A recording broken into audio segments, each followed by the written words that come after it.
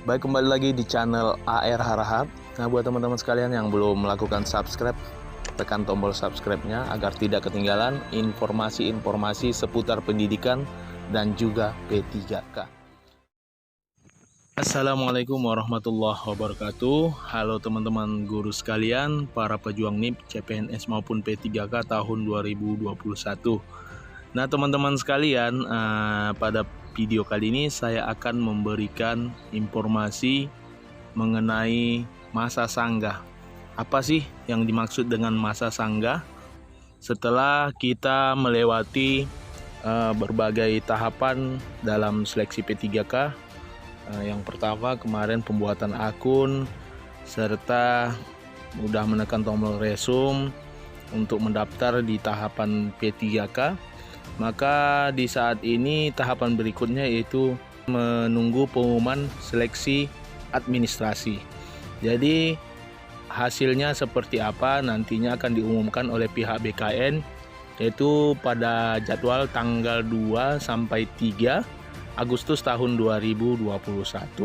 Nah, setelah nanti teman-teman mengetahui lolos atau tidaknya pada tahapan seleksi administrasi, nah di sini teman-teman bisa mengajukan sanggah apabila teman-teman merasa dirugikan ataupun tidak sesuai apa yang diumumkan oleh pihak BKN kepada teman-teman.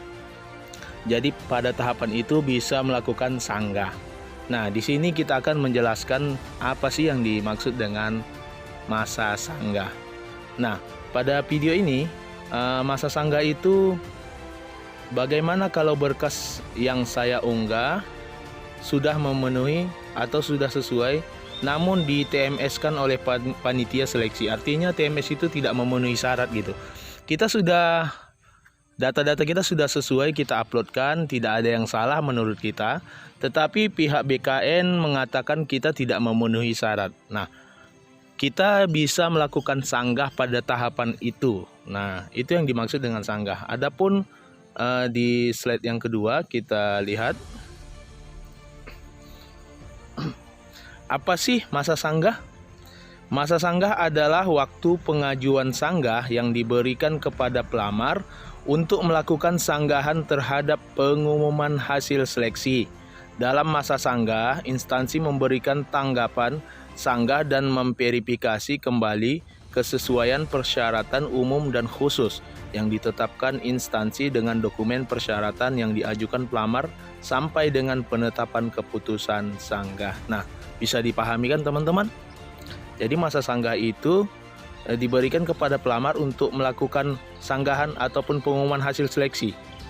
Nah, setelah nanti keluar hasil pengumumannya, kita merasa tidak sesuai, maka kita bisa mengajukan kembali agar diberikan perubahan nantinya untuk pengumuman setelah masa sanggah ya. Selanjutnya, cara mengajukan sanggah. Bagaimanakah caranya? Pelamar mengajukan sanggahan paling lama 3 hari kalender setelah pengumuman hasil seleksi administrasi. Nah, ini nanti teman-teman setelah ya keluar hasil dari pengumuman hasil seleksi administrasi, kita bisa mengajukan masa sanggah ya, seperti itu. Caranya dengan cara login ke https daftar sscisn.bkn.go.id. Nah, ini nanti kan di login portal SSCASN nanti ada di situ masa sanggah, ajukan sanggahan seperti itu jika kita merasa tidak puas ataupun tidak sesuai dengan BKN terhadap data kita, karena kita sudah sesuai yang kita upload ataupun semua data-data kita sudah merasa benar seperti itu. Nah, selanjutnya di tahapan yang keempat,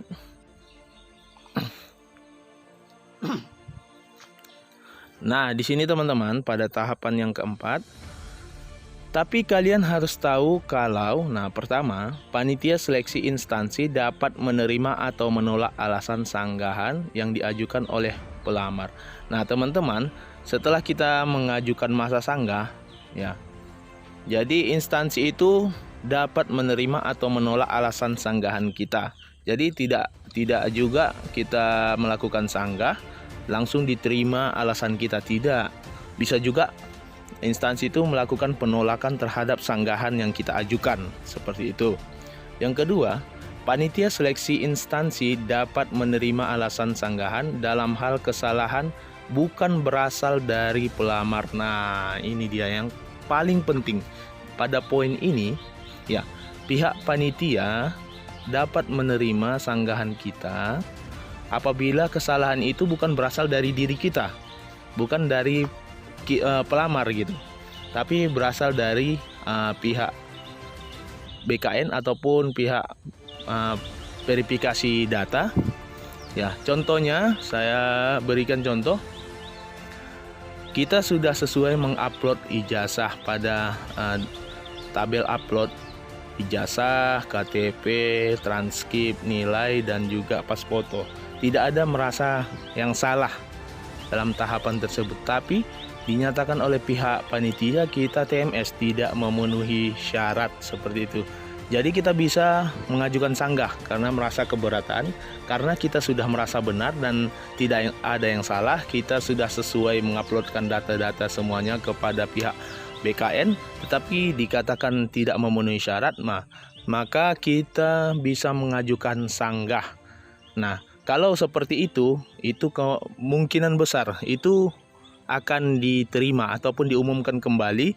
Yang tadinya kita tidak lolos administrasi, kemudian menjadi lolos kembali, karena kesalahan bukan berasal dari diri kita, tapi mungkin ya kehilafan dari pihak BKN ataupun pihak seleksi. Seperti itu. Jadi catatannya bukan berasal kesalahannya dari kita ya teman-teman. Nah, adapun yang ketiga, jika alasan sanggahan diterima, panitia seleksi instansi mengumumkan ulang hasil seleksi administrasi paling lama 7 hari sejak berakhirnya waktu pengajuan sanggah. Nah, setelah nanti kita mengajukan sanggah, maka pihak BKN akan mengumumkan hasil sanggahan kita ataupun pengumuman yang terbaru itu 7 hari setelah masa sanggah, pengajuan sanggah kita ya. Nah, seperti itu teman-teman. Mudah-mudahan teman-teman sudah paham mengenai sanggah ini. Poin yang paling penting kembali saya ingatkan, kita mengajukan sanggah itu harus berdasarkan kesalahan itu bukan pada diri kita, ya.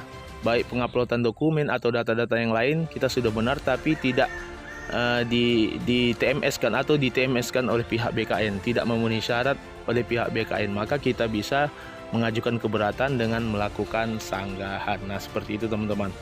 Jadi mungkin itu saja informasi yang dapat saya bagikan buat teman-teman sekalian.